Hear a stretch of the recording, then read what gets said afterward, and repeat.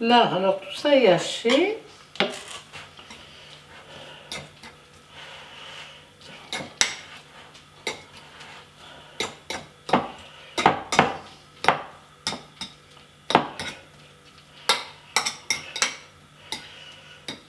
Mon Dieu, quand je pense à tout ce que j'ai fait dans ma vie et que maintenant je suis plus capable de rien, ça me dégoûte.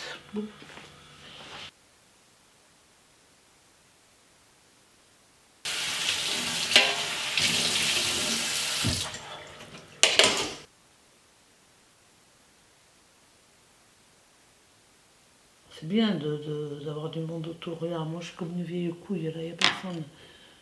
Personne autour. C'est vrai que je suis enregistrée, merde. Ah, mais c'est vrai que je suis une vieille couille ici. Oh, il n'y a que des vieux partout. Ils ont tous peur de je sais pas quoi.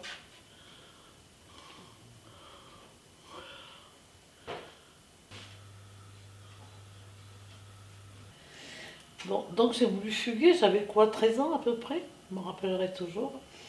Et à l'époque, tu sais, chez mes parents, il n'y avait pas de valise, on voyait, je voyais pas que dalle. Donc j'avais pris un sac en toile de jute, un sac de pommes de terre, d'autres fois. On mettait pommes de terre. Et j'avais mis des affaires dedans. J'avais vidé l'armoire, enfin, ou presque, j'avais pas grand chose. Bon, j'avais vidé l'armoire. Et, et je partais avec mon sac à dos, comme ça, j'avais mis sur le dos, comme ça. Et je traversais les champs. Il y avait des clôtures, hein, tu sais. Et mon père qui me suivait pour me mettre une rouste parce qu'il voulait pas que je parte. Donc, je passais, oh, ça serait maintenant, je ne pourrais pas le refaire. Je passais par-dessus les clôtures, et je partais en courant avec mon sac. Il me rattrape. Et il m'a rattrapé, oui. Ah, il m'a rattrapé, oui. Je t'en ai pris une trempe, je te dis pas. Au ceinturon, c'était à l'époque. Oh, ça faisait du bien, quelle horreur. Quand je suis partie définitivement, que je me suis mariée, Oui. oh. Alors, j'étais à l'époque, je vais t'expliquer comment j'ai rencontré mon mari. Tu le sais pas. Eh bien, je t'ai raconté ça. Je travaillais dans le centre de Mérignac à l'époque, ça s'appelait un SUMA, qui maintenant sont des Auchan, qui était face à la place de l'église de Mérignac Centre. Tous les matins, je passais devant son laboratoire pour aller bosser, pour entrer bosser. Et lui, tous les matins, il venait au rayon, dès que le magasin était ouvert, pour acheter de la macédoine au crabe. Il aimait ça. Il venait acheter ça. Et il me draguait, bien sûr. Mais moi, à l'époque, je n'avais pas envie de me faire draguer. Enfin, je ne le voyais pas.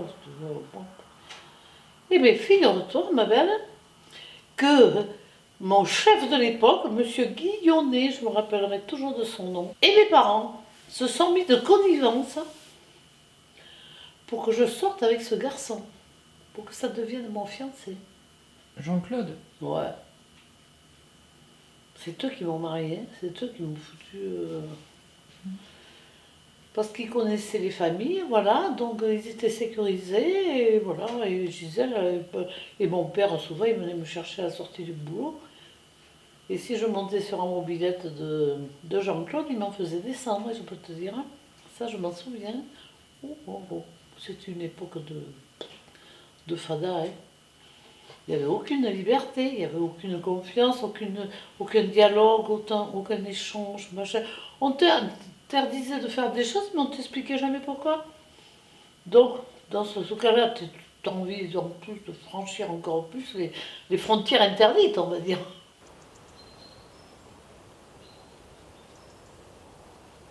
Tu t'es mariée avec Jean-Claude. Ah bah oui, hein. Ouais, mais à papy, tu lui as dit quoi? Quand je me suis mariée, ah, je vais t'expliquer ce que je lui ai dit à papy. Sur le parvis de l'église, avant d'arriver à l'église, d'ailleurs, en sortant de la mairie, je lui dis, ouais, eh bien, tu vois, je me marie, mais dans 3 mois, je divorce. Je n'étais pas faite pour être mariée. Moi, je sortais d'une prison dorée, enfin dorée, si on peut appeler ça dorée. Chez mes parents, ce n'était pas pour me remaquer avec un mec qui allait être pire, parce que jaloux, qui m'enfermait pour pas que je sorte, il est pâtissier, donc dans la nuit, il travaillait la nuit. Il venait voir dans la nuit si j'étais toute seule au lit. Mais quelle horreur. Et aujourd'hui, tu lui dis ça, il te dit, mais non, je n'ai pas fait ça, il ne te rappelle plus, tu vois. Je m'en souviens bien. Hein. Le matin, il est arrivé, le père Bucin, quand je ne voulais pas tenir ma culotte à la main, pour qu'il profite de mon corps, il m'a foutu dehors à poil. Hein. Je suis allée me réfugier chez mes parents qui étaient à côté. Ah oui, c'est une époque de merde. Enfin, voilà. Aujourd'hui, tu vas porter plainte, machin, truc, se retrouve en zonzon, hein. Enfin, je sais pas, c'est du viol. Quand tu veux pas et puis que ton mari te force à faire l'amour, c'est du viol, hein. Ça serait aujourd'hui, voilà, hein. Quelle époque de merde que nous avons vécu, mon Dieu. Ah, mais oui, je l'ai quitté, j'avais pas resté avec un fou jaloux. Je te dis, il venait là dans la nuit voir si j'étais encore toute seule. Il était jaloux des copains de mon frère et tout. Mon Dieu. Bon. Ben écoute, moi j'ai divorcé en 74 75. Je me suis mariée, alors je vais t'expliquer. Je me suis mariée en 68. Ouais. Et j'ai divorcé en 72. Et officialisé en 74 75, je crois, si je me souviens. Enfin, je ne sais plus par là. C'est marqué sur le livret de famille. Et donc je suis restée mariée avec mes parents, il était hors de question de parler de divorce. Hein. Oh là là, mon père il m'aurait tué, je crois. Et voyant comment il était, j'ai dit non, non, moi je vais pas passer, je sors d'une prison, je ne vais pas me remettre dans une prison. Hein.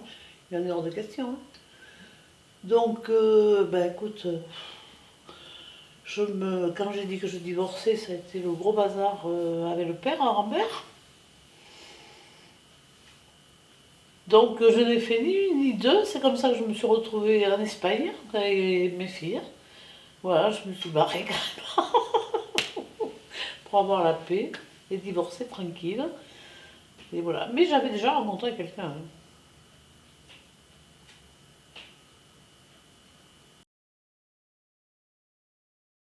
Presque pas 10 ans, mais pas loin. Antonio! Antonio! C'est Guapo! avec lui que tu avais un restaurant. Une brasserie. Une Au brasserie. Baléares. Au Baléares. Ouais. Une, deux, je... Deux. Ah, d'accord. Je travaillais pas dans les deux, hein. C'est bon. Hein. 7h le matin l'ouverture, c'était moi qui la faisais, et 2h du matin la fermeture, c'est moi qui la faisais. Lui, il faisait la danseuse devant, il faisait l'entraîneuse, c'est tout ce qu'il faisait.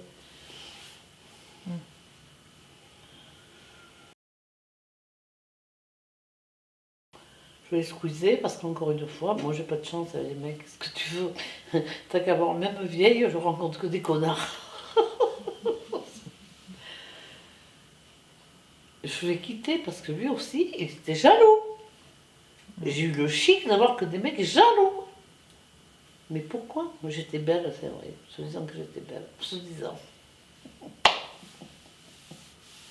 Mais moi à l'époque, je les avais même pas. On est bête quand on est jeune. Je suis sortie avec des copains que je m'étais fait du bar, bien sûr, de la brasserie. Et cette nuit-là, en complicité avec les clients du magasin, de la brasserie, il y en avait qui m'avaient sorti les valises, qui les avaient amenées à la consigne à l'aéroport pour quand je parte. Après, il y en a avec qui j'ai fait la fête toute la nuit. J'avais l'avion, si je me souviens bien, à 7h du matin. Et j'avais fait la fête toute la nuit. Mais mes filles, je les avais fait garder par quelqu'un.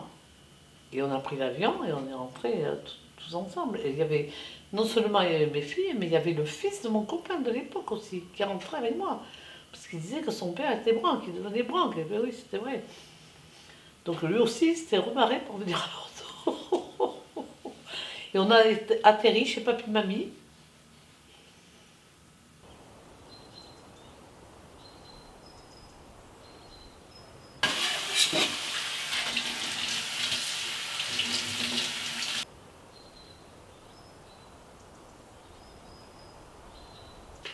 qu'est-ce que tu veux que je te dise de plus?